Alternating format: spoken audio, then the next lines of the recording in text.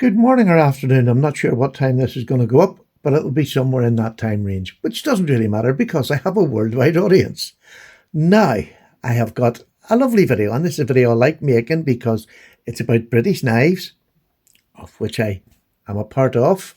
And this is from a custom maker. I'm going to be showing this knife here, which is a custom knife from Stephen Cocker.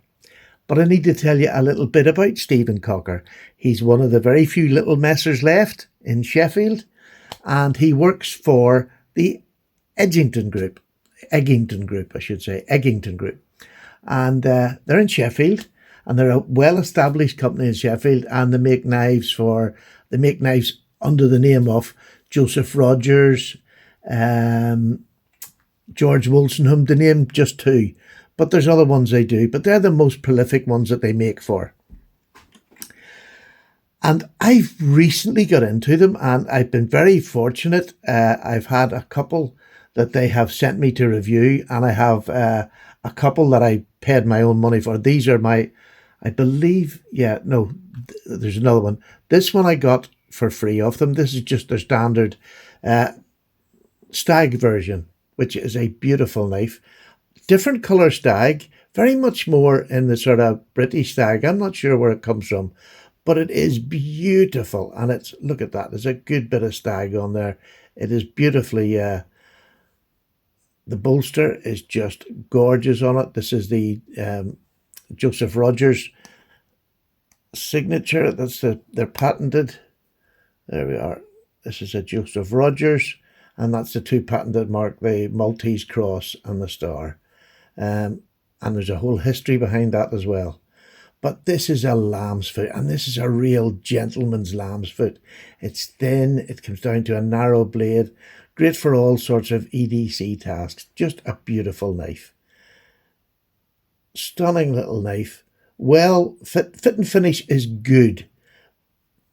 We'll talk a bit more about fit and finish in the end, because I'll just show you them first. I just think this is a stunning little gentleman's lamb foot, or in fact even a lady's lamb's foot. Doesn't really matter. It's just a nice fine knife that you can take out and people are going to admire, absolutely admire. This is one of their basic models.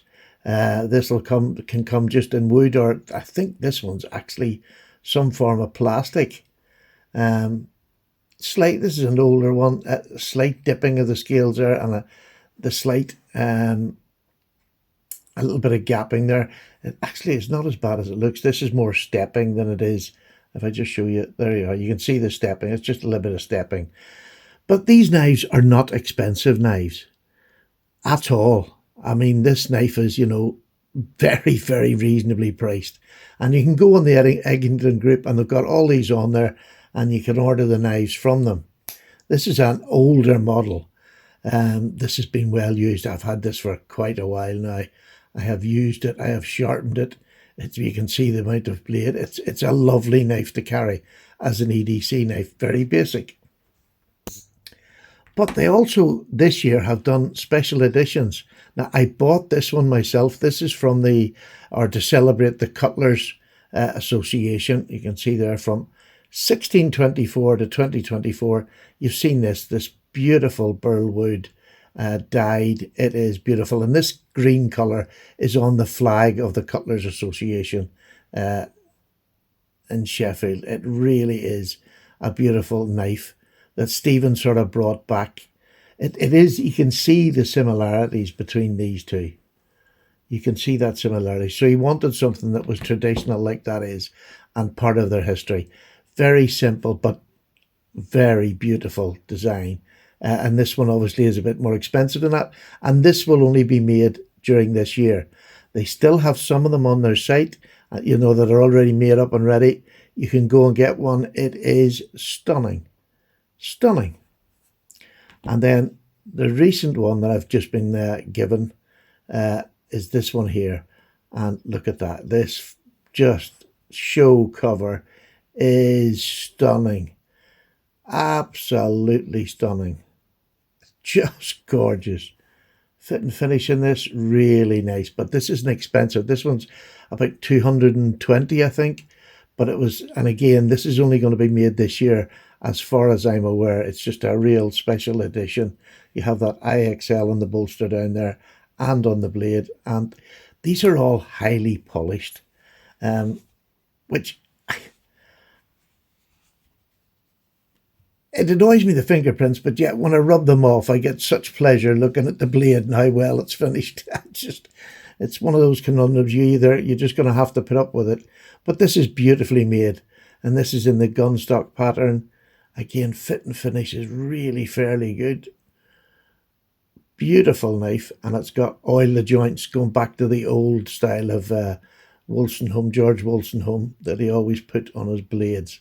But I think, and I love the way this decants down. It's just a beautiful gunstock pattern. A single-bladed gunstock is one of the most comfortable knives you can put in your hand. If you've never tried one, you have to try one.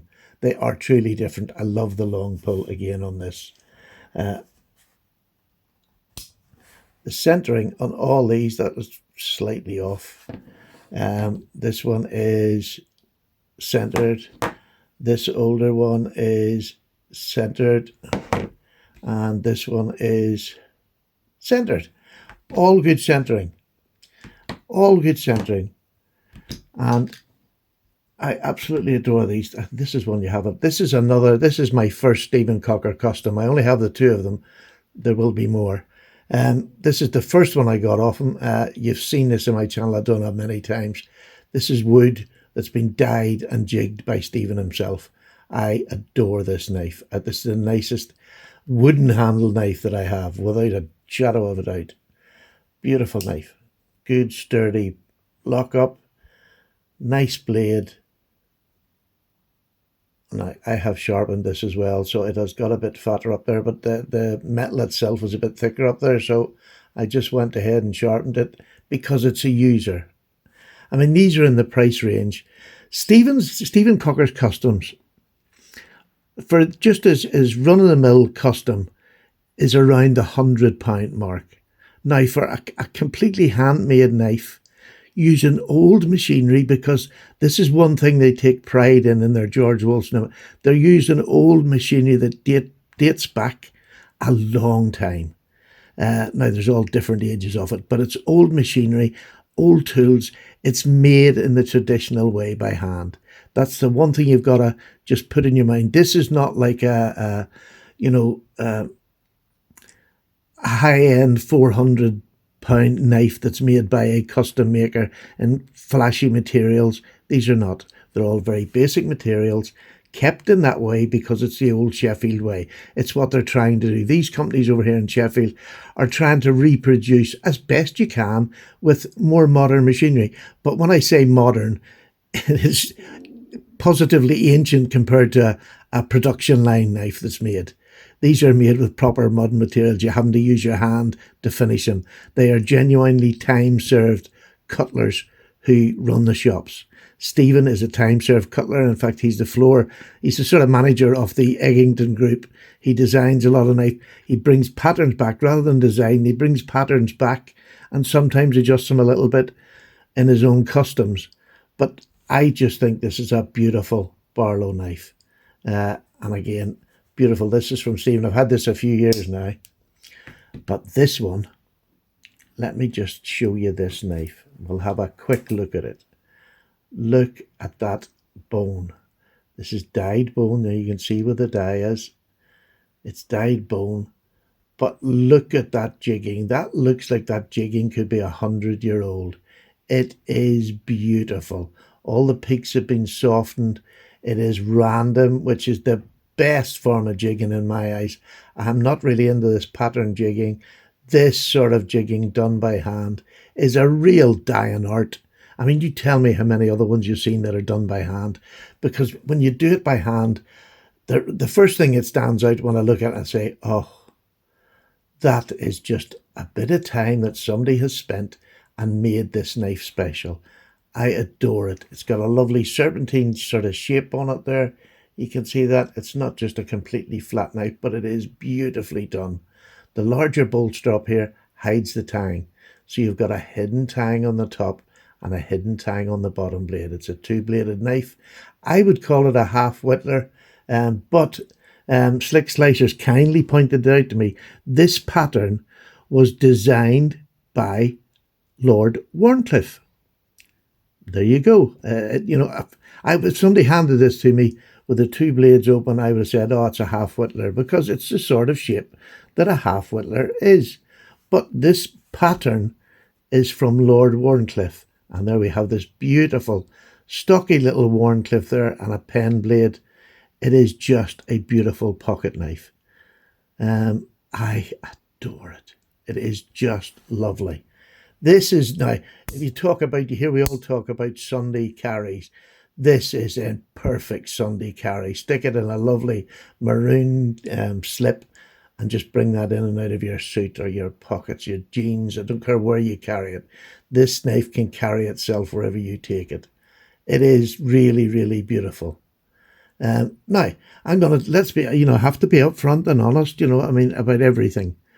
There's one thing, just maybe the last little bits of the high-end fit and finish, some of there's little bits sticking up. Now, I'm saying that, and I want to say it as casual as possible, because, that fit and finish is absolutely fine to me. There's a bit of a gap down here, but nothing dramatic. This one is the really expensive one, and there's only just slight bits of fit and finish. And look, these are made by hand. I'm not making excuses for Stephen. These are made by hand. And if that's the sort of standard that, I'm going to get, these, again, are in a price range. This isn't a custom. But, these are about £80, £90. That is a beautiful piece of real stag, beautiful bolsters that are stamped beautifully. I just think it is lovely. So you can't sort of put these with your production knives. These are not production knives. You have to remember that they're handmade in old machinery, in the old ways, on somebody who has spent 5 years training to be a cutler. That's what you're talking about. Somebody who a company invests a lot of money in to become cutlers. That is my favourite part, I think, about this knife. And I know I love all the rest, but the fact that they have a little shield, that shield sits perfectly in that handle, doesn't it? It just sits perfectly. Any bigger, it would have overtook the knife. But it's a secondary look at it that you see how beautiful that is and how small that little shield is that fits in this beautiful knife. And I'm going to give you just a close length. I think it's about 3 3/4. It doesn't look it, does it? When you put it in the hand, even it looks like a small knife, but it is 3 3/4, fits across my palm. And there it is. It's like 3 3/4, and that's about what my palm is across. Just stunning. Now I had to give it a quick sharpen. It wasn't particularly sharp when I got it. Quite happy to do that. I have no problem doing that because I'm a sharpener. But there's a lot of things that I will, in a normal production knife, that I would give off about. But again, these are most of these two obviously are custom by Stephen. Now, I had a problem with the back spring on this one, and I said to Stephen, I wouldn't put it on the channel and do that. That's not the sort of person I am. But the first thing he said, send it straight back to me. I'll send you the money for the postage. And it was in my bank before I could hardly get it out the door. He had the money for the postage in, and then he resent it back out to me at his own cost. I think that's perfect service. And I wasn't going to say anything, but that wouldn't be being honest, you know what I mean? And it's like these little fine details.